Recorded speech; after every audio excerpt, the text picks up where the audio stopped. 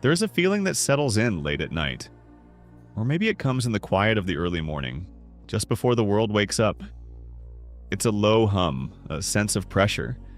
It lives behind our eyes and in the muscles of our shoulders. It's the feeling of being stretched thin. We feel it when we pick up our phones. The screen lights up and the world rushes in. It brings news from faraway places, stories of trouble and conflict.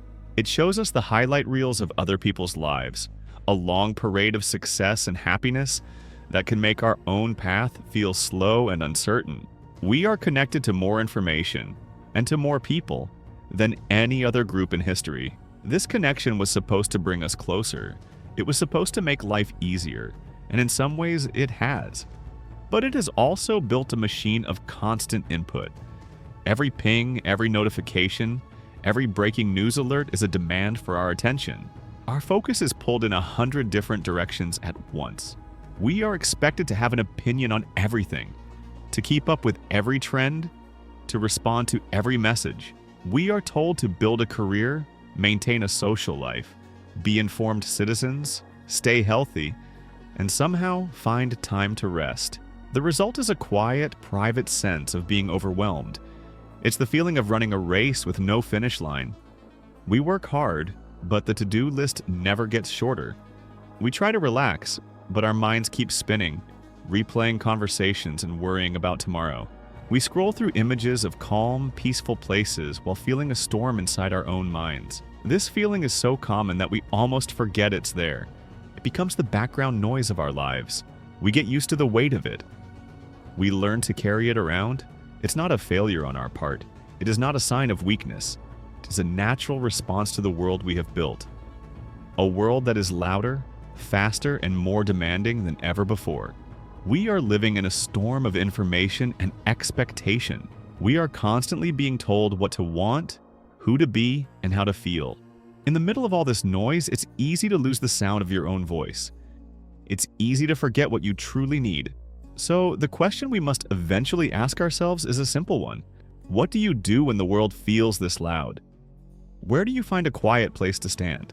When we look for answers to our modern problems, we usually look to modern solutions. We look for a new app, a new book from a current expert, a new technique to manage our lives. We are taught to look forward, toward progress and the next new thing. But sometimes the most useful tools are not the newest ones. Sometimes they are very old. They have been tested by time and sharpened by hardship. Imagine a world without the internet, without electricity, without any of our modern comforts. Now imagine that world is also filled with plagues, constant wars, and brutal politics where a wrong word could get you exiled or killed. This was the world of the ancient Roman Empire. And in that world, a group of thinkers developed a set of ideas for how to live. They weren't just thinkers in quiet rooms. One was a Roman emperor, arguably the most powerful man on earth, who spent years on the battlefield. Another was a famous playwright and a key advisor to a violent, unpredictable ruler. A third was born a slave, who later won his freedom and taught others how to find their own mental freedom. Their names were Marcus Aurelius, Seneca, and Epictetus. The system of thought they taught and practiced is called Stoicism. The word might sound cold or distant. We think of someone being stoic as someone who hides their feelings and endures pain without complaint. But that is a misunderstanding of the original idea. Real Stoicism is not about having no feelings. It is about not being a slave to your feelings. It is not about enduring life, but about living it well, with purpose and calm, no matter what is happening around you. These men did not write for academics. They wrote for themselves and for others trying to navigate a dangerous and uncertain world. Their writings are not complex theories. They are more like a training manual for the mind. They offer a practical guide to building an inner fortress, a place of strength and quiet inside yourself that the chaos of the outside world cannot touch. They believe that while we cannot control the events that happen to us, we can control how we think about them. And in that one freedom lies all of our power. It's an old idea, but it speaks directly to our modern feeling of being overwhelmed. It offers not an escape from the storm, but an anchor within it. The very first lesson in this old training manual is the most important one. It is the foundation for everything else. It is a simple idea, but it has the power to change your life from the moment you begin to use it. The idea is this: in any situation, you must draw a clear line between what you can control and what you cannot. This sounds simple, maybe too simple, but think about how much of our daily worry comes from mixing these two things up. Think about how much of our energy is spent on things that are completely outside of our control. We worry about what other people think of us. We get angry about the traffic. We feel anxious about the economy or a news story from the other side of the world. We wish someone would act differently. We hope it doesn't rain on the day of a planned outdoor event. All of these things are outside the line. They are not in our control. We can influence some of them, perhaps, but we cannot command them. Wasting mental and emotional energy on them is like trying to push a river uphill. It is exhausting and it gets you nowhere. The Stoics say that your peace of mind depends on your ability to make this separation cleanly. What then is inside your control? The list is very short, but it is also very powerful. You control your own thoughts. You control your judgments about things. You control the actions you choose to take. You control your own character, the kind of person you decide to be. That's it. That is your kingdom. Everything else, your health, your reputation, your wealth, the people in your life, is not fully under your command. These things can be influenced by your actions, but they are not guaranteed. They are subject to luck, to chance, to the actions of others. Let's use a modern example. You post something online. You can control what you write. You can control the picture you choose. You can control the intention behind your post. All of that is within the line. But once you post it, you cannot control how people react. You cannot control if they like it, if they leave a mean comment, or if they ignore it completely. A person who doesn't understand this line becomes anxious. They check for likes constantly. A negative comment ruins their day. Their peace is in the hands of strangers. A person who understands the line does their part, the posting, and then lets go. They focus their energy on what they will do next, not on the uncontrollable reactions of others. This is not about being passive. It is the opposite. It is about being incredibly active in the areas that matter. Imagine a sailor. The sailor cannot control the wind or the waves. That would be foolish to even try. The wind and the waves are outside the line. But the sailor can control the setting of the sails and the rudder of the ship. A good sailor doesn't waste time cursing the storm. A good sailor focuses all their skill and attention on adjusting the sails, on steering the boat with precision. They work within the reality of the storm to get where they need to go. This is what the Stoics meant. Stop cursing the wind. Stop worrying about the size of the waves. Focus on your sails. Your thoughts, your actions, your choices, these are your sails. When you pour all of your energy into managing these things well, you become effective. You stop wasting your strength on battles you can never win. You find a deep sense of calm because you are no longer tied to unpredictable outcomes. Your goal becomes not, I must get that promotion, which is partly outside your control. Your goal becomes, I will do my absolute best work, which is entirely within it. Whether the promotion comes or not is a separate issue. Your sense of success comes from your own effort, not from the external reward. Drawing this line is a daily practice.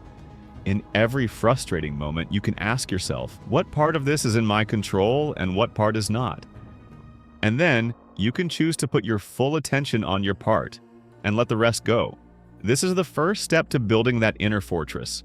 Our culture is obsessed with positive thinking. We are told to visualize success, to only speak of good outcomes, to keep our minds focused on the bright side.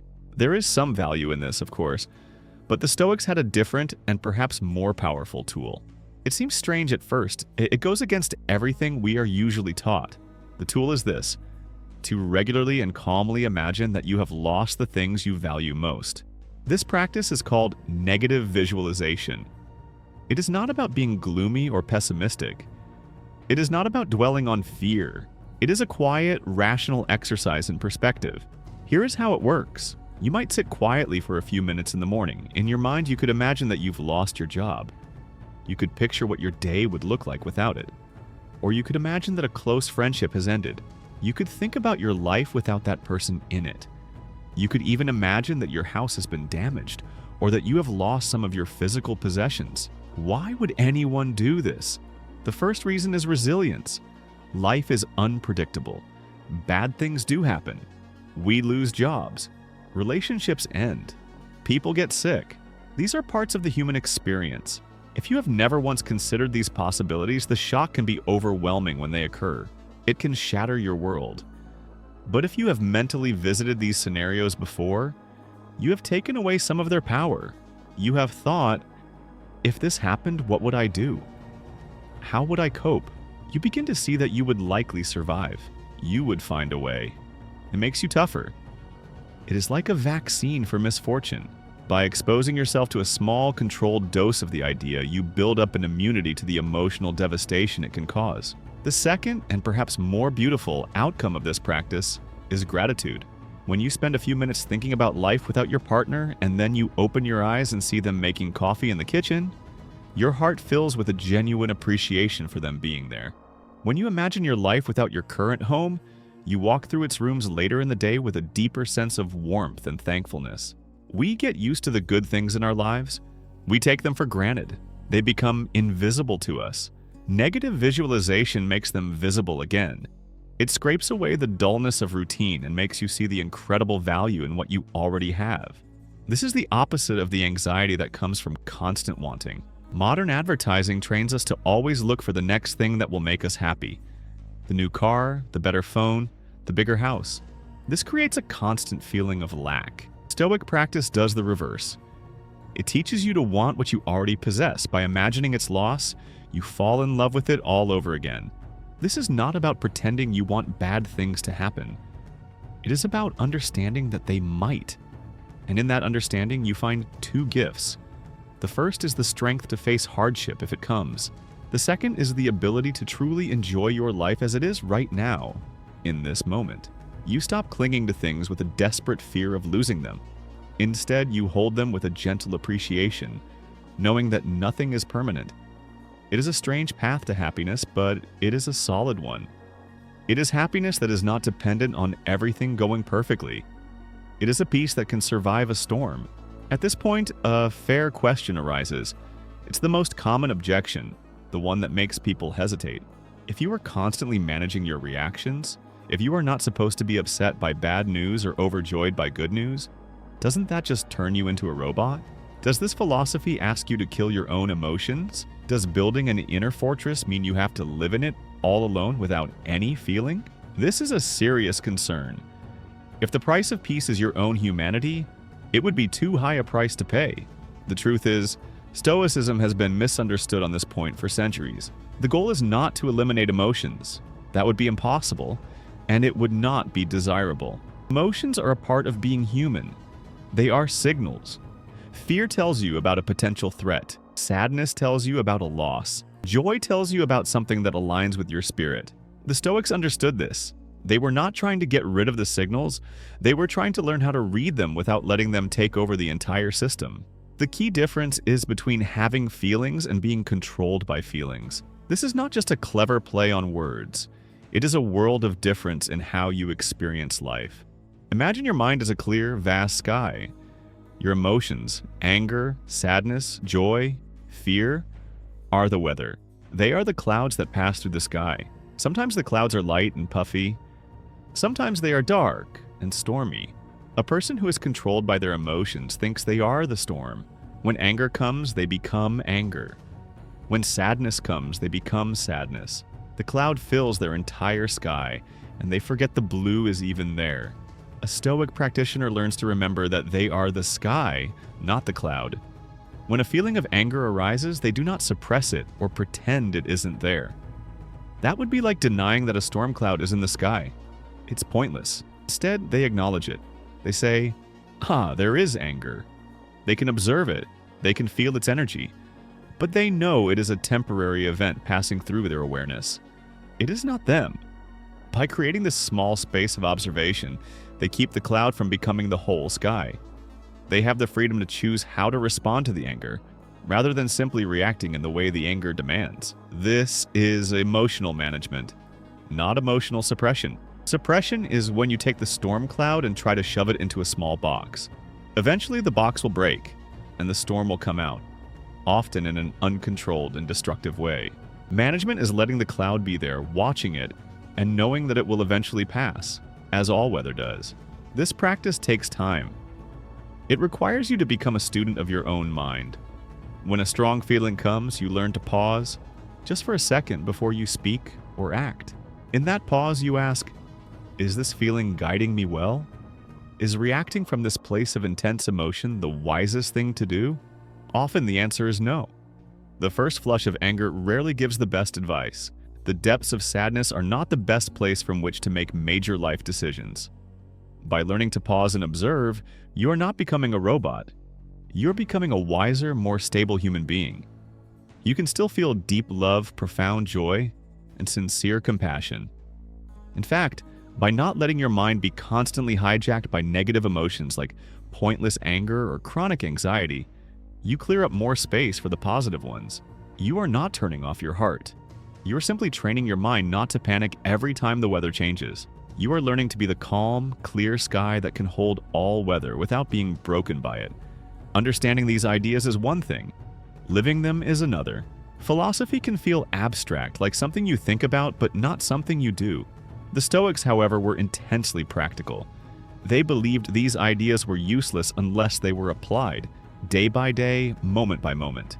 So how does a person living in the 21st century actually use these tools? You don't need to wear a toga or read ancient Latin. You just need to try a few small, consistent practices. One of the most powerful is a simple form of journaling. It doesn't need to be long or poetic. At the end of the day, take a few minutes with a notebook. On one side of the page, write down the things that caused you stress or worry during the day. Then go through the list and, for each item, decide if it was something within your control or outside of your control. Be honest. The difficult conversation with your boss? His reaction was outside your control, but the words you chose were inside it. The long line at the grocery store? Outside your control. Your impatience? Inside. This simple act of sorting makes things clear. It shows you how much of your energy you might be spending on the wrong side of the line. Over time, this practice retrains your brain to automatically make this distinction in the moment. Another practice is a morning reflection. Before you pick up your phone and let the world rush in, take just 2 or 3 minutes. This is where you can use that tool of negative visualization. Think briefly of one thing you are grateful for: your health, a person in your life, the roof over your head. Then, for just a moment, imagine your life without it. Feel the small sting of that imagined loss. Then open your eyes and feel the surge of gratitude that it is, in fact, still there. This practice sets a tone of appreciation for the day. It also prepares you just a little for the challenges ahead. The Stoics would remind themselves that they would meet difficult, annoying, and selfish people during the day. This was not pessimistic, it was realistic. By preparing for it, they were less likely to be thrown off balance when it actually happened. Perhaps the most useful practice in a fast-paced world is the Stoic pause. Our lives are built around instant reaction. We get an email and we fire back a reply. Someone says something that offends us and we immediately retort. The pause is an act of deliberate resistance to this cycle. When you feel a strong emotion, a flash of anger, a wave of anxiety, a surge of defensiveness, train yourself to do nothing. Just for a second, breathe. Create a tiny gap between the feeling and your action. In that gap, you can find your freedom. You can ask yourself, what is the wise way to respond here? Instead of just letting the emotion drive you. It is a superpower in the modern world. That single second of pause can prevent arguments, save relationships, and keep you from making decisions you will later regret. These practices are not complicated. They don't require a lot of time. But they do require consistency. They are like exercises for your mind. You don't go to the gym once and expect to be strong. You go regularly. In the same way, you practice these mental tools every day. Slowly, almost without you noticing, your baseline level of calm begins to rise. The world doesn't get any less chaotic, but your ability to navigate it improves. You are building your inner fortress, not with giant walls overnight, but brick by brick, day by day. We began in the middle of the modern storm, the constant noise, the endless demands, the quiet hum of anxiety that runs beneath the surface of our lives. We live in a world that profits from our distraction. Our attention is a resource to be harvested. Our emotions are triggers to be pulled for clicks and sales. It is easy to feel powerless in the face of such a system, to feel like a small boat tossed on a very large and chaotic sea. The ideas we have talked about, these tools from an ancient world, do not offer an escape from this reality. Stoicism is not a magic door to a different, quieter world. Marcus Aurelius still had to lead armies and deal with betrayals. Seneca still had to navigate the deadly politics of Nero's court. Their world was also loud and dangerous. Their philosophy was not about stopping the storm. It was about learning how to be a better sailor. It was about building a boat that was worthy of the sea. The practice of separating what you control from what you do not is not about giving up. It is about reclaiming your power. It is a declaration that you will no longer waste your precious, limited energy on things that you cannot change. You will instead pour all of that strength into the small kingdom that is truly yours. Your thoughts, your choices, your character. This is where your work lies. Imagining the worst is not about inviting despair. It is about learning to love what you have right now without the fear of loss poisoning the experience. It creates a deep, stable gratitude that is not dependent on getting more. It is a quiet rebellion against a culture that tells you that you are not enough and that you do not have enough. And learning to observe your emotions without being ruled by them is not about becoming a robot. It is about becoming the calm center of your own universe. It is remembering that you are the sky, not the passing weather. Your heart can still feel everything. It can break. It can soar. It can love deeply. But your mind can remain clear, your spirit steady. These tools will not solve all of your problems. They will not make life easy.